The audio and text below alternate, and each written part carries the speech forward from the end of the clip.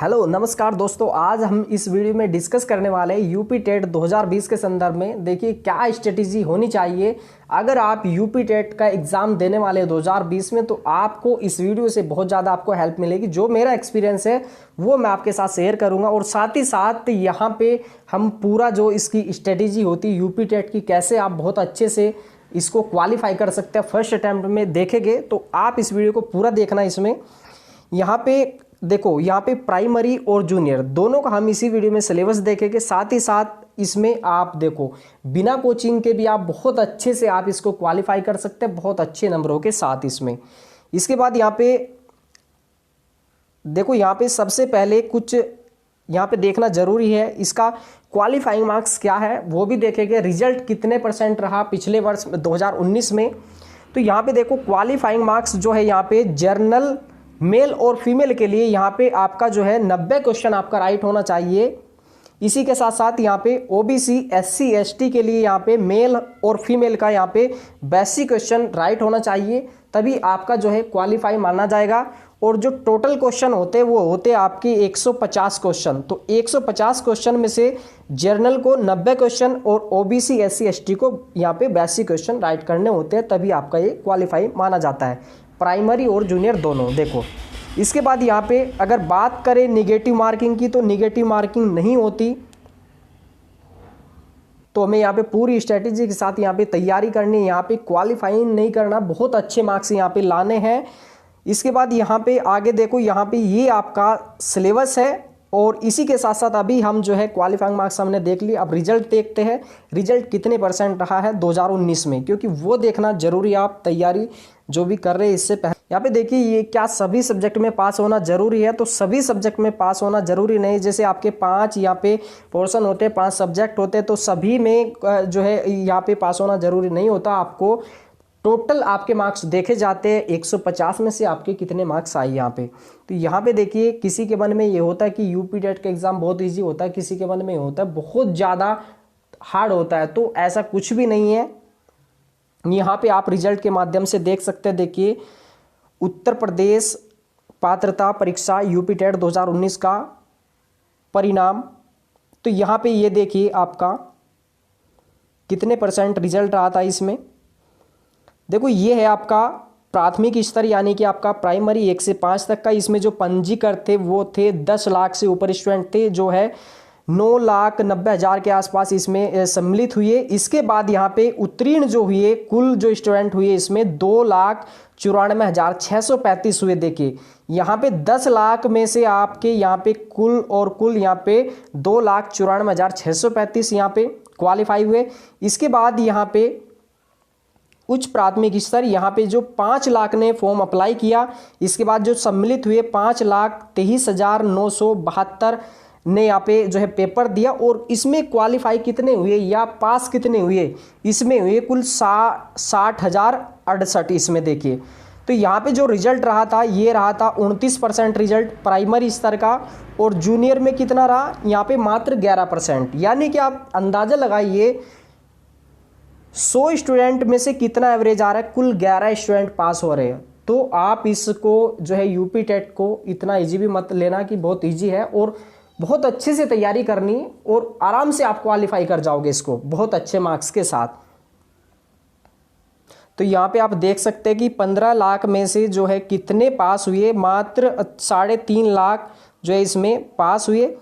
अब यहाँ पे देखो स्ट्रेटेजी कैसे लेनी है और किस तरीके से आपको सेल्फ स्टडी ज़्यादा करनी है, क्योंकि सेल्फ स्टडी आप करोगे तो आपको किसी भी कोचिंग की ज़रूरत नहीं होगी, खुद बहुत अच्छे मार्क्स के आप साथ जो है क्वालिफाई कर सकते हैं इसमें। पहले यहाँ पे सिलेबस को शॉर्ट में देखते हैं, इसके बाद हम विस्तार से भी देखेंगे टॉपिक वाइज कौन कौन से टॉपिक है आपके सिलेबस में। तो यहाँ पे ये है प्राइमरी और ये है आपका जूनियर। देखो यहाँ पे आपके यहाँ पे जो पहला यहाँ पे सब्जेक्ट है आपका पोर्शन है हिंदी के, आपके आएंगे 30 क्वेश्चन। इसके बाद यहाँ पे सेकंड जो है आपका लैंग्वेज का है संस्कृत और इंग्लिश और उर्दू आपका यहाँ पे। तो सेकंड में अगर आपका देखो आपका हिंदी अच्छा होगा तो आपकी संस्कृत के जो लगभग 10 से 15 के जो क्वेश्चन है आपके सेम वही होते हैं संस्कृत और आपका हिंदी में लगभग। तो आप संस्कृत भी ले सकते हैं, अगर आपका इंग्लिश अच्छा है तो आप इंग्लिश भी ले सकते हैं, क्योंकि इंग्लिश में भी 26 या 27 क्वेश्चन आप आराम से राइट कर सकते हैं। लेकिन यहाँ पे अगर आप संस्कृत लेते हैं और अच्छे से तैयारी करते हैं टॉपिक वाइज, तो इसमें आराम से 23 से 24 क्वेश्चन आप आराम से राइट कर सकते हैं। इसके बाद यहाँ पे आगे जो थर्ड पोर्शन होगा ये होगा आपका बाल विकास का, ये सभी के लिए कंपलसरी होगा। इसके बाद यहाँ पे पर्यावरण यानी कि आपका ईवीएस, इसमें आपका जैसे पूरा ज्योग्राफी आएगा इसमें आपका, और पॉलिटी भी पूरा आता है, और आपका अब की बार तो जो है आपका बायो के क्वेश्चन भी आप यहाँ पे ऐड कर दिए गए थे, 6-7 क्वेश्चन बायो से भी आए थे। इसके बाद यहाँ पे जो पांचवा जो सब्जेक्ट है ये आपका मैथ का 30 क्वेश्चन आने, तो आपका ये सिलेबस हो गया प्राइमरी का। तो अगर आपको 115-120 मार्क्स आपको लाने तो आपको प्रत्येक सब्जेक्ट बहुत अच्छे से करना होगा, और इसमें कवर करने के लिए सेल्फ स्टडी सबसे ज़्यादा जरूरी होगी। इसके बाद यहाँ पे आपका जूनियर में क्या है सिलेबस, देखो जूनियर का आपका हिंदी सेम वही है, सेकंड लैंग्वेज सेम वही है। इसके बाद आपका थर्ड पोर्शन क्या होगा, बाल विकास सेम वही होगा।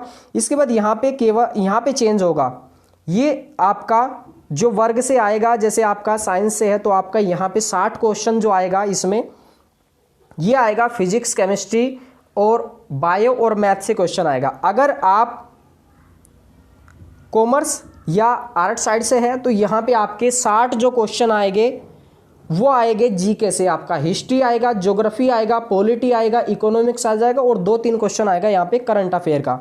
तो ये आपका 150 क्वेश्चन है। इस तरीके से आपका ये दोनों पेपर जो है एक ही दिन होते हैं, ये आपका फर्स्ट मीटिंग में, ये आपका सेकंड मीटिंग में होता है। देखो इसको हम बाद में देखेंगे, इससे पहले जो हम विस्तार से सिलेबस देख लेते हैं प्रत्येक सब्जेक्ट का क्या है। इसमें जो आपका ये सिलेबस है पूरा आपको इसके अकॉर्डिंग तैयारी करनी है, कुछ भी नहीं छोड़ना है आपको। देखो यहाँ पे पहला जो ये चैप्टर है आपका भाषा तथा व्याकरण, इसमें यहाँ पे वर्ण तथा ध्वनि विचार, यहाँ से भी हर एक टॉपिक से क्वेश्चन आता है। शब्द विचार से भी क्वेश्चन आता है, संधि से भी क्वेश्चन आता है 2-3 क्वेश्चन, समास से 2 क्वेश्चन आता है, पर्यायवाची शब्द यहाँ पे विलोम शब्द से क्वेश्चन आता है, अनेक शब्दों के लिए एक शब्द, यहाँ से भी आपका क्वेश्चन पूछा जाता है। देखो इसमें इसके बाद यहाँ पे आपका शब्द युग्म से ये क्वेश्चन, इसके बाद उपसर्ग और प्रत्यय से लगभग 2 क्वेश्चन आते हैं आपके। इसके बाद मुहावरे लोकोक्ति से आ जाता है एक क्वेश्चन तो लगभग आ ही जाता है इसमें। इसके बाद वाक्य रचना से, इसके बाद यहाँ पे, और इसमें वाक्य रचना में भी देखो इसमें देखो इसमें संज्ञा, सर्वनाम, विशेषण वो सब आएंगे इसमें, और साथ ही साथ अशुद्धि से क्वेश्चन, अशुद्धि से हर बार क्वेश्चन आते हैं, 2 या 3 क्वेश्चन अशुद्धि से पूछे जाते हैं हर बार। इसके बाद यहाँ पे आपका रस, छंद, अलंकार, तो आपको हिंदी का कोई भी टॉपिक नहीं छोड़ना है इसमें। इसके बाद यहाँ पे हिंदी साहित्य रचना एवं रचनाकार, अपठित गद्यांश से आता है 2 क्वेश्चन, और आपका रचनाओं से आएगा लगभग 2018 में पूछे गए थे 6 क्वेश्चन, 2019 में पूछे गए थे 5 क्वेश्चन। तो ये आपका आना ही आना, ये आप टॉपिक नोट कर लीजिए।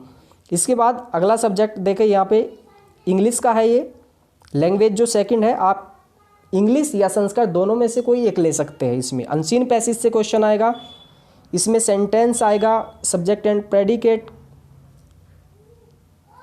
इसके बाद यहाँ पे पार्ट ऑफ स्पीच, ये सबसे ज़्यादा ज़रूरी है। इसमें आपका नाउन से 2-3 क्वेश्चन आता है, प्रोनाउन से क्वेश्चन आएगा, एडवर्ब से क्वेश्चन आएगा, एडजेक्टिव से, वर्ब से, प्रीपोजिशन से, कोई भी टॉपिक नहीं छोड़ना है आपको इसमें। इसके बाद यहाँ पे आपका कंजक्शन से क्वेश्चन आएगा। आपके टेंस बहुत ज़रूरी है, टेंस में आपसे सीधा सीधा पूछ ले आता है कि कौन सा टेंस है, प्रेजेंट है, पास्ट है या प्रेजेंट कंटिन्यूस है, इस तरीके से आपसे दिया जाता है। उसमें पूछा जाता है कि कौन सा रॉन्ग है या कौन सा आपका राइट है। तो टेंस बहुत ज़रूरी है, सीधा सीधा क्वेश्चन आएगा इन पे। इसके बाद आर्टिकल्स, ये भी ज़रूरी है। इसके बाद आपका एक्टिव पैसिव वर्ड फॉर्मेशन, ये सभी आपके बहुत इंपॉर्टेंट ये टॉपिक है। सिंगुलर, प्लूरल इसमें, और जेंडर, आपका ये पूरा कंप्लीट आपका सिलेबस है इंग्लिश का।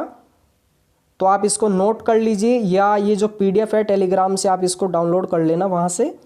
इसके बाद यहाँ पे आगे जो सिलेबस है ये संस्कृत का, हर एक टॉपिक से क्वेश्चन आता है। देखो इसमें अपठित अनुच्छेद से क्वेश्चन, 2 क्वेश्चन आए थे अब की बार भी। इसके बाद अकारांत पुल्लिंग, अकारांत स्त्रीलिंग, अकारांत नपुंसकलिंग, इकारांत स्त्रीलिंग, उकारांत, रिकारांत पुल्लिंग और स्त्रीलिंग। इसके बाद यहाँ पे आपके ये जो नाम पूछे जाते हैं संस्कृत में, घर, परिवार, इसमें परिवेश, पशु, पक्षी, तो यहाँ पे अब की बार जो 2 क्वेश्चन पूछे गए थे, एक पूछा गया था शरीर का एक पार्ट और दूसरा पूछा गया था उसमें हाथी का एक नाम था, ऐसे कुछ करके कुंजर उसमें दिया था। तो ये आपका आना है। इसके बाद सर्वनाम क्रियाएं से क्वेश्चन आएगा, इसमें ये आएगा आपका शरीर के अंग, ये आएगा इसमें। अव्यय से क्वेश्चन आया था अब की बार भी। इसके बाद संधि विच्छेद, जो संस्कृत में संधि विच्छेद होता है, 2 क्वेश्चन आए थे इसमें। इसके बाद संख्या से क्वेश्चन, आपका संख्या दे दी जाएगी, आपके संस्कृत में पूछ ली जाएगी कि कौन सी, यानी कि 96 को क्या कहते हैं, 30 को क्या कहते हैं, अब 32 को क्या कहते हैं। तो हर बार एक क्वेश्चन आपका निश्चित है, आना है ये आपका। इसके बाद आपका लिंग से क्वेश्चन आएगा, वचन से, प्रत्याहार से आएगा कम से कम 3 क्वेश्चन। स्वर के प्रकार यानी कि वर्ण पूरा इसी में आ जाएगा। व्यंजन, इसमें अनुस्वार, अनुनासिक व्यंजन, तो पूरा आप देख लेना। इसमें कवि एवं लेखकों की रचनाएं, 2 क्वेश्चन आए थे अब की बार और हर बार आपके ये आने हैं। इसके बाद यहाँ पे आप इसको जो है ये भाषा विकास का अध्ययन, पेडागोजी है आपकी, तो यहाँ पे आपका पूछा जा सकता है लगभग 2 या 3 क्वेश्चन ज़्यादा से ज़्यादा। ये आपका कंप्लीट हो गया सिलेबस इसका संस्कृत का। इसके बाद बाल विकास, इसमें तो यहाँ पे बाल विकास, और ये ऐसे सब्जेक्ट है जैसे संस्कृत, बाल विकास, हिंदी, पूरे के पूरे नंबर लाए जा सकते हैं इनमें आपके, अगर आप अच्छे से नोट्स बनाते हैं अपना। इसके बाद शिक्षा एवं मनोविज्ञान विकास की अवधारणा, इसमें देखो पूरा ये टॉपिक लिख लेना। इसमें बालकों के विकास के सिद्धांत, वंशानुक्रम और वातावरण, ये इसमें थोड़ा मिस्टेक हुआ है। समाजीकरण से आएगा क्वेश्चन, पियाजे, कोहलबर्ग, वाइगोत्स्की और अन्य मनोवैज्ञानिक में देखो यहाँ पे सिगमंड फ्राइड आएगा, चोम्स्की आएगा, कोहलबर्ग, इरिक्सन है, आपका CL हल है, BF स्किनर है, थॉर्नडाइक है और आपका वुडवर्थ है। बहुत सारे जो मनोवैज्ञानिक है, एल्बर्ट बांडुरा है, जॉन डीवी है, पावलाव है, इसमें बहुत सारे आपके मनोवैज्ञानिक है, उनसे क्वेश्चन आते हैं आपके। कम से कम सिद्धांत को अगर लेके क्वेश्चन पूछा जाए तो कम से कम आपका 15 क्वेश्चन तो सीधा सीधा सिद्धांत से आपसे पूछ लिया जाएगा कि किसका ये सिद्धांत है आपका। इसके बाद यहाँ पे आगे बाल केंद्रित शिक्षा, प्रगतिशील शिक्षा क्या होती है, NCF 2005 और RT 2009, इसमें यहाँ से भी क्वेश्चन आना है 100% हर बार इसमें। इसके बाद बुद्धि से क्वेश्चन आएगा, व्यक्तित्व, भाषा एवं विचार, समाज में लैंगिक मुद्दे या कह सकते हैं भेदभाव इसमें। इसके बाद व्यक्तिक विभिन्नता एवं मूल्यांकन, समावेशी शिक्षा क्या होती है। इसके बाद यहाँ पे अधिगम की कठिनाई, या एक क्वेश्चन हर बार आएगा, फर्स्ट पेपर में भी और सेकंड पेपर में भी। निर्देशन क्या होता है, परामर्श क्या होता है, इसके साथ साथ आपकी और शिक्षा आपकी अनौपचारिक, औपचारिक, निरौपचारिक, सब हर एक टॉपिक आपका इसमें। इसके बाद यहाँ पे प्रतिभाशाली, सृजनात्मक बालक, यानी कि हर प्रकार के बालक, पिछड़ा बालक आएगा आपका या अपराधी बालक, सभी से क्वेश्चन आता है, वो आप कंप्लीट करना उसमें। ये आप देखो पूरा लिख लेना या इसको वीडियो को सेव कर लेना और पूरा इसके अकॉर्डिंग आपको तैयारी करनी है। और सेल्फ स्टडी बहुत ज़्यादा ज़रूरी होगी, क्योंकि ये सारे टॉपिक आपको किसी भी यूट्यूब चैनल पे नहीं मिल पाएगी कंप्लीट आपको, तो आपको अपनी जो बुक्स है उससे आपको हेल्प लेनी है, तभी आप बहुत अच्छे मार्क्स ला सकते हैं। अधिगम का अर्थ शिक्षण विद्या क्वेश्चन आएगा इनसे भी। अभिप्रेरणा, अधिगम, अधिगम में योगदान देने वाले कारक, स्मृति एवं विस्मृति क्या होती है। इसके बाद यहाँ पे गणित में देखो यहाँ पे संख्याओं का जोड़, घटा, गुणा, इसमें भाग क्वेश्चन आएगा। बहुत आप कह सकते हो उसमें सरलीकरण के जो क्वेश्चन होते हैं 6-7 क्वेश्चन पूछे जाते हैं इसमें। LCM HCF से क्वेश्चन आता है, अब की बार भी एक क्वेश्चन आया था। प्रतिशतता, लाभ, हानि, इसमें साधारण ब्याज, इसमें चक्रवृद्धि ब्याज से क्वेश्चन आएगा। धन रुपया से क्वेश्चन आएगा इसमें मापन, समय, तोल, लंबाई, माप, त्रिभुज, इसमें आयत, वर्ग, इसमें और चतुर्भुज आएगा। कैलेंडर से एक क्वेश्चन आता है, 18 में भी आया, 2019 में भी आया आपका। इसके बाद यहाँ पे आंकड़े है, क्षेत्रफल आएगा, रेलवे, कार्य, पाइप टंकी, इसमें पाई चार्ट से एक क्वेश्चन आता है। इसके बाद गणित शिक्षण से पूछे जाएंगे लगभग 2 से 3 क्वेश्चन। और शिक्षण यानी कि आपका पेडागोजी के जो क्वेश्चन होते हैं बहुत इजी होते हैं आपके। इसके बाद यहाँ पे 5वां जो पोर्शन है, और ये बहुत इंपॉर्टेंट पोर्शन है ये इसमें, तो इसमें किस किस सब्जेक्ट से पूछे जाएंगे क्वेश्चन, यहाँ पे सबसे पहले तो आप ये देख लीजिए। इसमें यहाँ पे आपका ईवीएस से क्वेश्चन आएगा, यानी कि आपका जो ज्योग्राफी है इसी से क्वेश्चन आएंगे बहुत सारे इसमें। इसके बाद यहाँ पे आपका पॉलिटी से क्वेश्चन आता है, यानी कि आपको कंप्लीट पॉलिटी करना होगा। ऐसा नहीं कि आपने 1 या 2 चैप्टर कर लिए, क्योंकि पॉलिटी से जो क्वेश्चन आते हैं 5 से 7 क्वेश्चन आपके आते हैं। पिछले जो 18 में तो लगभग 10-12 क्वेश्चन आए थे। और यहाँ पे देखो 2019 के अंतर्गत इसमें जो है आपका बायो के क्वेश्चन आए थे 8 से 9 क्वेश्चन, तो बायो भी आपको करना होगा पूरा, यानी कि बायोलॉजी। इसी के साथ साथ यहाँ पे आपका कह सकते हैं आपका जीके के क्वेश्चन आएंगे। यूपी का क्वेश्चन पूछा था इसमें, शायद वो पूछा था पक्षी पूछा था इसमें, और आपका यूपी की जनजातियाँ पूछी थी। तो आपको ये जो 5वां जो पोर्शन है आपका ईवीएस वाला, तो इसमें बहुत सारे आपके ये जो सब्जेक्ट ना ये करने होंगे आपका। और आपको जो है पिछले वर्ष की जो प्लेलिस्ट है आप उसमें से भी देख सकते हैं, और यहाँ पे आपके लिए कुछ वीडियो भी इसमें डाले जाएंगे। तो ये आपको करना है। इसमें आपका यहाँ पे तो टॉपिक दिखाया जाता है कि परिवार है, भोजन है, स्वास्थ्य, लेकिन इनमें से नहीं आता आपका पेड़ पौधे एवं जंतु। तो यहाँ पे पेड़ पौधे का मतलब क्या है आपका, यहाँ पे पूरा ज्योग्राफी में भी आता है वन वनस्पति, और आपका बायो में भी जा सकते हैं इसमें। इसके बाद हमारा परिवेश है, मेला है, स्थानीय पेशे से जुड़े व्यक्ति एवं व्यवसाय है, जल, यातायात, संचार, खेल इसमें, और यहाँ पे नदी, पर्वत, पठार, वन, यातायात, महाद्वीप एवं महासागर। तो कंप्लीट आपको ज्योग्राफी इसमें करना होगा। इसमें नदियाँ, पर्वत, पठार, वन, यातायात इसमें। इसके बाद यहाँ पे ये पूरा पॉलिटी दिया है, इसमें आपको कंप्लीट पॉलिटी करना है। इसमें पर्यावरण की आवश्यकता, इसमें जो मैंने अभी आपको बताया वो कंप्लीट उसमें करना है आपको। अब यहाँ पे देखते हैं कि किन टॉपिक्स पर ज़्यादा फोकस करें। तो यहाँ पे आपको कंप्लीट जो सिलेबस है ना, पूरा आपका जो 100% ये सिलेबस है पूरा करना है। कि आप ऐसा नहीं कि आपने हिंदी में आपके 28 क्वेश्चन राइट कर दिए, बाल विकास में 28 कर दिए, और आपका यानी कि आपका संस्कृत में आपने कर दिए 10 क्वेश्चन, तो आपका ये जो स्कोर होगा ना 120 या 115 ला सकते, वो नहीं ला पाओगे आप। और यहाँ पे देखो मैथ आपका, देखो आपके जो ये संस्कृत या हिंदी आप बहुत अच्छे मार्क्स ला सकते हैं, लेकिन आपने अगर मैथ की तैयारी अच्छे से नहीं की तो यहाँ पे आपके 10 या 12 मार्क्स आपके रह गए, तो आपका स्कोर यहीं पे डाउन हो जाएगा। तो आपको 5 सब्जेक्ट आपके करने, कोई भी आपका यहाँ पे ऐसा नहीं कि आपको छोड़ना है या करना है। इसके बाद यहाँ पे पेपर का लेवल सभी के लिए समान रहेगा, ऐसा कुछ नहीं है कि ज़्यादा कठिन पेपर आता है।